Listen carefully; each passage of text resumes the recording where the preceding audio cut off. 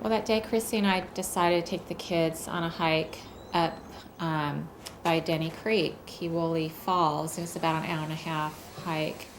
So that's when we noticed this big patch of snow. The snow has probably come off the hillside and started going down onto the rocks, and has caused this cave effect. And basically, it's a big opening, and it's really beautiful. And you know, it's August, and you think, gosh, there's still all this snow here. Yeah, well, when I first got up there and saw that it was a cave, I decided I wanted to, go into the cave a little bit and check it out.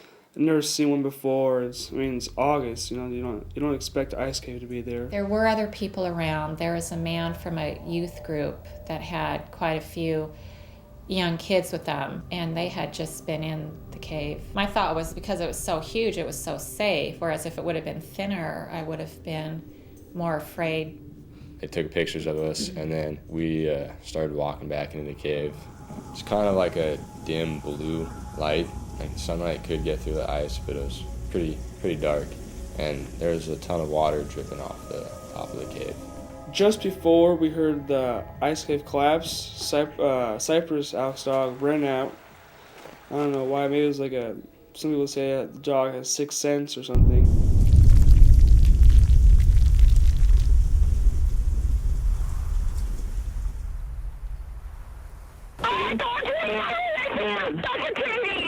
I need you to calm down so we can get in contact, alright?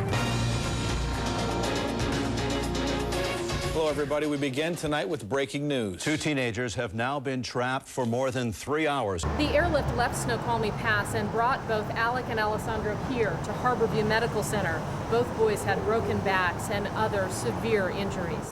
I think when I heard that boom sound and I turned around and saw all that debris, I think my first reaction was a little bit disbelief. And I said to myself, well, and the boys have got to be there someplace. Maybe they're beyond. And so then I just started yelling.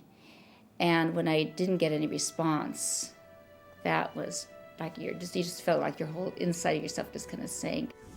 Oh, I just remember opening my eyes, and it was dark, like water splashing over my face, and it was pretty hard to breathe.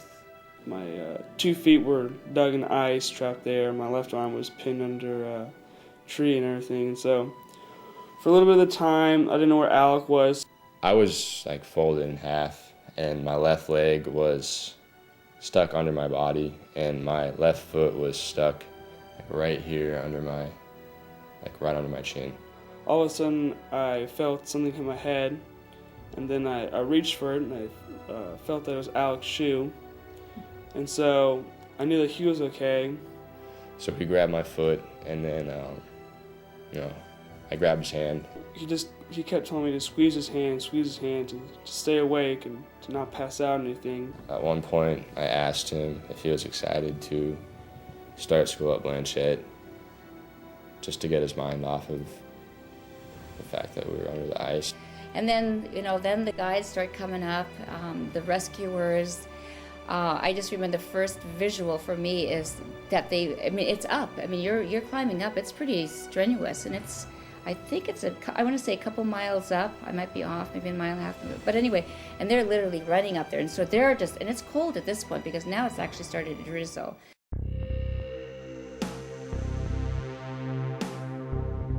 And we really didn't have a great idea of a location for the victims, other than we knew they were in a confined space. They hadn't gotten out of the cave and they hadn't gone downstream, so we kind of picked a spot in between some of these large boulders of ice, anywhere from 4 to 7 feet thick ice. I felt much safer for the boys when the rescuers did get up there. They talked me into taking the girls back down the mountain. That's one of the hardest decisions I had to make, was to not be up there.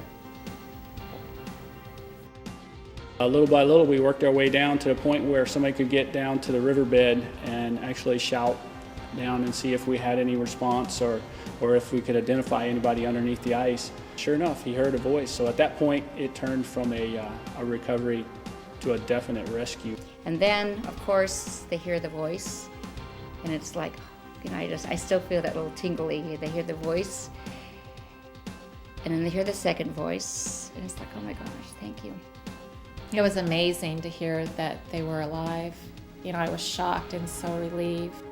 A couple minutes after we both heard the thuds, they fired up the chainsaw so we could both hear the chainsaw, and we knew that they were up on the ice trying to get us out. So that's when I started yelling. Once they made voice contact with us, I felt really relieved.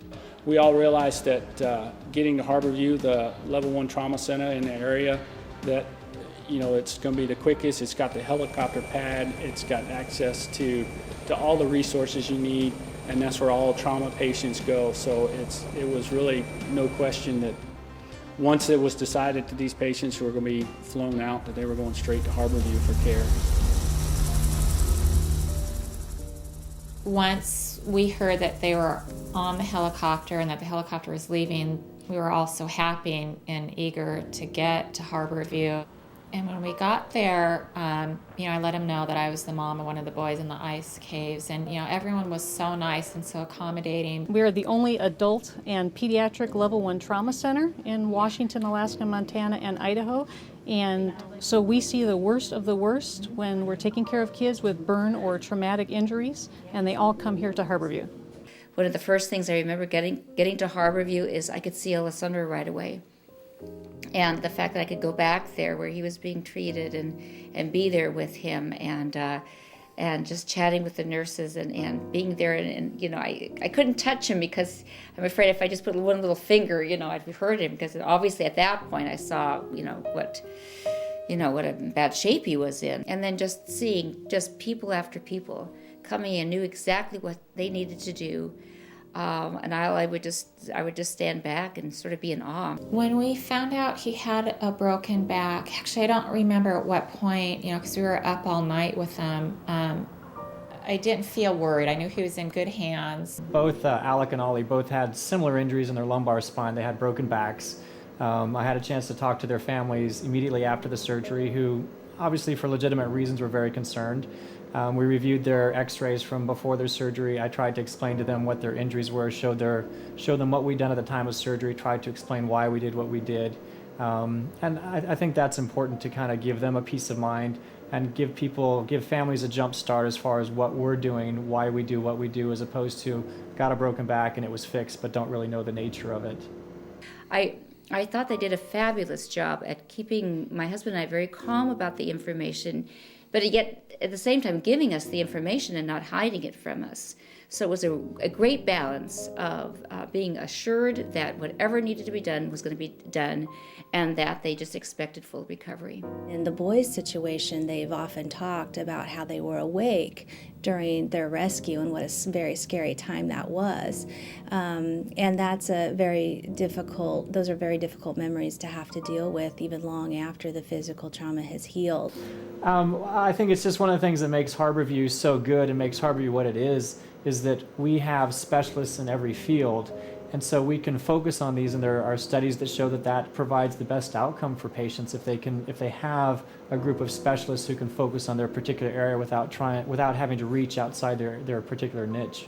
It was great to see Alec and Ollie today. It's been at least 6 months or so since I've seen either one of them. They certainly have grown and matured and off to university and everything and back in their sports.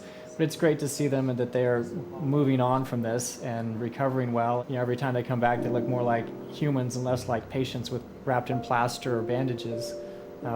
It's always great to see them, though. So I think, in Alec and Ollie's particular situation, they were brought here, they were polytraumatized. That's what a level 1 trauma center is for, is to deal with those type of issues. And as part of the University of Washington system, we have easy access to children's, we have easy access to the university, we have easy access to Harborview because we all play together as a team. At first, I didn't even know that Harborview existed, but after this whole experience, I'm just so thankful that Harborview's there and the nurses so dedicated and doctors are so dedicated there and so supportive for me. You just felt so well taken care of, and I just remember just the incredible amount of energy, focus, dedication by all those nurses and doctors. Whenever I go back to Harborview, I get pretty excited, and I actually enjoy going to the hospital now just because I had such a good experience. If I could say something to the doctors and nurses at Harborview, it'd be thanks. And the entire time I was there, I didn't have any worries at all. You know, I knew that they knew what they were doing. At their ages of 14, 17, they're going to be okay. To think that somebody was trapped for 5 hours, and today they're back playing soccer, off at college, going on with their lives. And it's amazing what I saw.